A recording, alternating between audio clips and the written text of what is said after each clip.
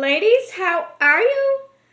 I am Deb and you are in the kitchen with Deb, and today I want to show you another product that I use all the time in my kitchen. Now pay attention here. We've got potatoes here.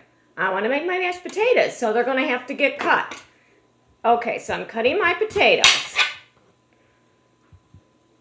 I'm cutting them into 4. Now,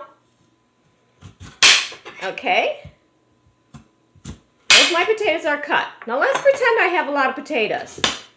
This thing is called a bench scraper. This is what it's great for. Look, now remember, I've got like a bunch of potatoes here. You want to pick them up all at once. You take the item, boom, take them over to the sink, put them in the pot, and it saves you from sitting there holding all these potatoes in your hand, trying to get them over to the pot. See how nice and handy that is? That is another thing that I love to use in my kitchen.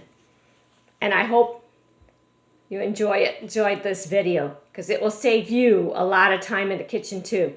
And as a home organizer, I'm all about saving time. We've got lots to do. Thanks, ladies. See ya.